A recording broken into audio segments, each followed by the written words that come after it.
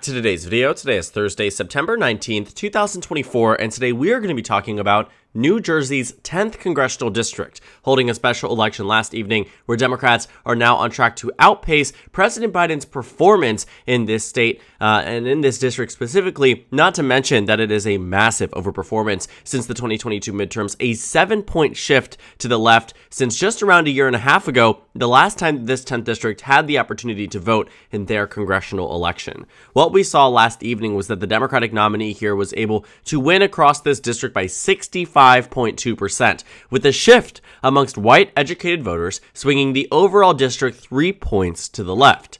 Now, the results here are a bit of a mixed bag when it comes down to some of the places closer to Newark, New Jersey. As you get into a bit more of what we like to see and what we like to discuss about in different regions of a district, you see that many different parts of the district have swung a little bit left and a little bit right. On the overall net, very good news for the Democratic Party, especially in a district like this where there is no national media attention, no national investment from the Democratic Party, and overall a district where if there was any sleeper race to exist that should allow Democrats, or Republicans rather, to do better in a particular instance, it would be this one. These are the opportunities where Republicans can really show that they have an inspired base, an enthusiastic one at that, and they ultimately fell short. And so Democrats winning the special election last evening comes at a time where throughout this entire year, Democrats have been overperforming in special elections that have served as warning signs for the Republican Party. Remember back in the 2022 midterms when we were all shocked that Pennsylvania went to the Democrats and Arizona did too, and Georgia did too, and Nevada did too, and New Hampshire did too, despite what the polls were telling us? It was shocking, but in hindsight really shouldn't have been. The 2022 midterm special elections, especially after Roe v. Wade was overturned, were very big indicators that maybe the 2022 midterms weren't as red wave as they were being talked up to be, right? Nebraska's 1st district was an example, where Democrats came within 5 points of victory there in a Trump double-digit district. Minnesota's 1st district, another Trump double-digit district that Democrats came within 5 points as well. It was clear in the aftermath of Roe versus Wade being overturned in the Dobbs v. Jackson decision that Democrats were the inspired base. And then came November with Alaska's special election in August that showed the Democrats had flipped a seat for the first time in over half a century. I mean, Democrats were really in a position before those midterms arguing that, they were going to do better just based on the fact that the results were showing us that. But the polls were saying otherwise. The pundits were saying otherwise. The enthusiasm numbers seemed to show otherwise. And yet, Democrats still won a number of battleground Senate seats and outperformed their 2018 margins in the battleground governor races, which is so impressive given the context of this race. Democrats won the popular vote in 2018 by 8. Democrats lost the popular vote in 2022 by 3. A net 11-point swing, all for Democrats to do better in the down ballot races that were gubernatorial and senatorial. But we aren't talking about the midterms too much. It's important in understanding why it might result in special elections with Democrats doing better, but also speaks to that idea here, where we are so focused on national polls that we lose it when it comes down to the swing states and what the actual election data is telling us.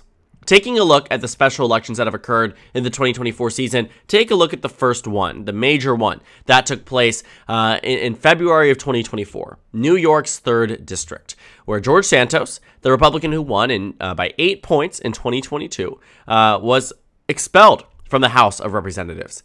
And so Tom Suozzi, the Democrat who used to represent this district, he actually retired to run for governor against Kathy Hochul, ended up losing that race here, but Tom Suozzi ended up going back to the House of Representatives, defeating the Republican handpicked successor here by a roughly 8 points. And so the margin here was substantive, but the fact is, it was a 16-point swing from the 2022 midterms to the 2024 special election, and an improvement on Biden's performance in this district compared when you use the same boundaries and draw it to the 2020 map.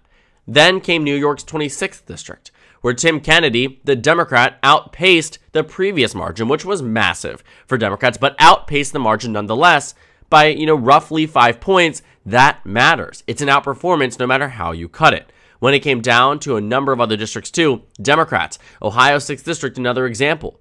You are seeing that in a number of these districts here, Democrats have been outpacing what the margins were in 2022, and in many cases, 2020. And now in New Jersey's 10th district, I use 2020 as a point of comparison because that was the last time the Democrats won a presidential election. It was the last presidential election, obviously, here, but that matters, right? Because if Biden's margin was, 62% in New Jersey's 10th, like it was, and then all of a sudden now it's 65%, when President Biden is still unpopular, when the national race is showing a lot closer of a race on the national popular vote than it did in 2020, you are seeing different circumstances resulting in better results for the Democratic Party. And again, that brings me back to this such important factor in this election that we really don't see discussed too heavily because it's a tired topic to many people to talk about. But this is the reality of half of America, that abortion rights and access is at the forefront of the minds of women across the United States. And when it comes down to how people are ranking the issues they're voting on, abortion absolutely is one of those top issues, especially in this election.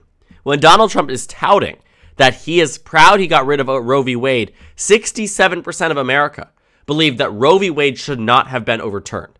There are rarely unifying Supreme Court decisions across the United States, but Roe v. Wade was one of them. And so when Donald Trump comes out saying X, Y, and Z about abortion rights and abortion access, it doesn't help the Republican Party. And Republicans learned that the hard way in 2022. Republicans can say point and look at the polls that are showing us up when we were losing in 2020. But those are the same polls that said you were up in 2022, and then you got, walloped in those battleground Senate races. You said you were up in Arizona because Trafalgar boosted the metrics there. Insider advantage boosted your metrics there. You might have been able to say we're up in the polls, but down in the real ones. And so that's where I think when we're coming to a point where we're in this election, that's why I've been pretty consistent since Kamala Harris's entrance into the race. In fact, I have been consistent that she is the favorite and continues to be the favorite to win this presidential election because of factors like these.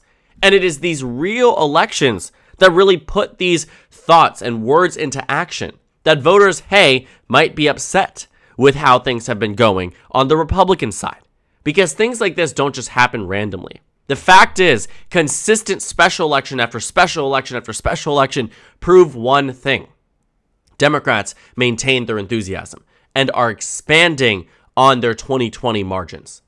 Now, I want to caution this by saying, I don't think Kamala Harris today is set to expand on the 2020 electoral map massively. I think there's a very strong chance she flips North Carolina while winning all of the states that Biden did. I equally think there's a very strong chance that she loses a state or two or three that Biden did in the last election.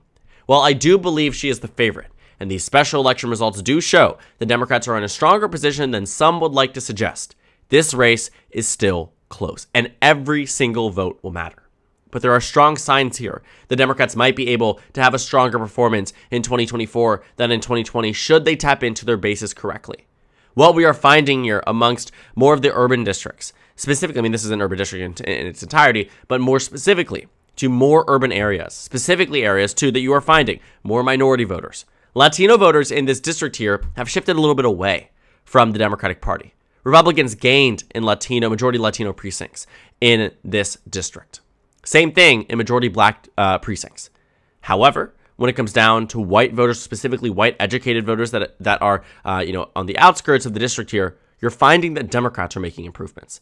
And on the overall net, while I do mention that Democrats have lost some ground game here, on the overall net, Democrats are gaining support. That is the fact of this, right? It is an overperformance for a reason. But that's why I said in the beginning it's a bit of a mixed bag here, and that on one end, sure, you are seeing some of that bleeding still exist. Some of that bleeding that Democrats look at in the crosstabs and say, maybe this is a massive warning sign for us. But at the same time, we know that in recent elections, 2020 as a perfect example, counterbalancing what you're finding or just balancing the vote share shifts in some of these districts and some of these states really does make a difference. Right? When you look at Nevada, for instance, in 2020, Joe Biden lost a lot of support that Hillary Clinton had amongst Latino voters specific to this state. It was an exodus in theory that it should have resulted in a Donald Trump victory. But it didn't. In fact, not only did it not result in a Donald Trump victory, Joe Biden ended up seeing a shift here of just 0.1%. In fact, less than that from the 2016 election versus the 2020 election. Now, the 2024 race is obviously going to be very different.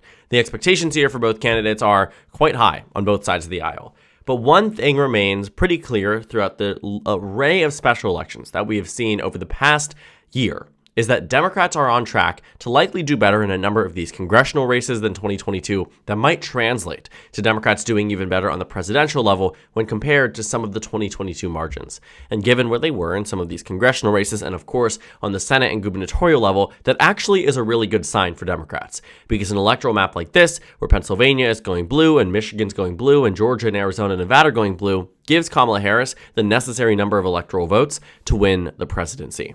Now, New Jersey is also a unique state in that in 2022, Democrats also saw that in these House elections, they actually did quite well in the New Jersey swing races. And so the fact is also that maybe it wasn't just that it was supposedly a red wave year. As compared with 2020, the results here in New Jersey's 10th might be an indicator of a larger thing across the nation in some of these more urban combined with suburban areas where Democrats are really starting to do even better and maybe winning back some of those bases that they might have even lost back in 2020. Now, I mentioned, too, when it came down to the shift amongst Hispanic voters and black voters in the district, that's not necessarily something that would be promising on the grand scheme on the national level. But at the same time, it clearly was not a shift that was massive enough that resulted in Democrats losing overall support in this district. And I've seen some people argue online, especially from the right, in relation to this district, saying that because it's a safe district, there was never an expectation here that Republicans would overperform. But I want you to look back again, back at those 2024 elections and even the 2023 elections, where you can see that in some of these safer districts, right, Democrats outperforming isn't just something that matters in swing districts. It matters in every district because it is a net overperformance average here that Democrats keep the upper hand in. When you take a look at some of these districts here, Democrats ended up doing better in almost every single one, even if the district was safe or not. We talked about Ted Kennedy's race in the 2024 special election that took place in the state of New York. I believe that was the 26th district overall, though. That special election, what it resulted in was Democrats doing even better, and we were able to draw a level of connection from 2022 and 2024 up until now. And so what does this mean for Kamala Harris's candidacy? What does this mean for the overall state of the race? Well, I think that while we shouldn't be reading too much into any one special election, a collection of special elections does help lead what we come to understand about this election, what we know about the actual results of elections that have been held between January 2024 and now. Because it isn't, again, just these House races. We've talked about this in the past, and we've talked about this today. It is also races on the state legislative level that provide context. If there are swing districts in states like Pennsylvania, where Democratic voter base enthusiasm and turnout absolutely matters, and that does, in fact, provide us more of an understanding about Pennsylvania in specific, right? Special elections that we saw in Alabama. When the Supreme Court of Alabama struck down the right to IVF in that state, Democrats saw a massive overperformance in that special election. It was an immediate reaction, and granted, I don't expect Alabama to be shifting blue anytime soon, but what I do think that told us was that there was outrage surrounding IVF in particular. And so the Alabama Republicans ended up reversing that order from the Alabama Supreme Court, thinking it was way too extreme, because that was the early sign that voters were turning on them on that. And so now that we're out from the debate and new data has shown that Kamala Harris is expanding her lead in Michigan, Kamala Harris now takes the lead in Pennsylvania according to Real Clear polling, and also on the national level that Kamala Harris is expanding where she was, and the political betting markets are showing that Kamala Harris is at a better point, one of her highest points we have seen over the past month. These are things that start to give us an understanding more about the race in full context. The special elections are one thing, but now Kamala Harris is gaining momentum. Gaining momentum again as if we're leading up to a DNC or a first presidential debate, when all of these things have already happened. It is clear that first debate, and only debate, was good for Kamala Harris. Voters positively responded to that debate for her. She decisively won that debate. And in the immediate aftermath, Donald Trump really hasn't been doing much to save himself when it comes down to some of the more extreme things he said on the debate stage that evening. Voters are not positively responding to the conspiracy theories surrounding Haitian immigrants in the state of Ohio. People are not positively responding to Donald Trump's appraisal of the Supreme Court and their overturning of Roe v. Wade. There were a number of missteps that Donald Trump took that evening, and it's clear his campaign knows it was a mess up because they aren't allowing him back on the debate stage. But at the end of the day, this campaign and this race will continue to be close between now and November. But in hindsight, should Kamala Harris have a stronger than expected victory, it will be these special elections that should have been opening up our eyes to what voters were saying when they actually had the opportunity to vote. I'm a bit more cautious on my front. even though I think in 2022 it would have been much more beneficial for me to embrace these special elections as more of a heavy indicator rather than things that I thought were just flukes. Because flukes don't just happen 6, 7, 8 times in a row. It starts to build a pattern and a trend. And in 2024, Democrats have already seen that. The unfortunate thing is that there will be no more special elections that are scheduled right now between now and November. So almost everything between now and November will be all polling, all vibes, all data, things that aren't actually built by the voters out there that are getting to a ballot box to show us those results. There may be a few random one-off special elections that take place in state legislative races, which in swing states would matter. Unless there's a massive overperformance elsewhere, it would be the swing states that matter. But right now, it looks like we're all full steam ahead with this being the last congressional special election of this cycle, besides the ones that will coincide in this November election. And it looks like what it shows is that Democrats are outperforming not only 2022, but also Biden's victory in 2020. So thank you guys so much for watching this video. Make sure to comment down suggestions below. Subscribe on the left if you haven't already, and check out the Instagram and Twitter. At the top left of the screen, there's also a Discord server for you to go ahead and join. On the screen, there's a video you can watch, and then a playlist for my 2024 presidential election analysis videos. Again, thank you guys so much for watching, and I will see you all later today.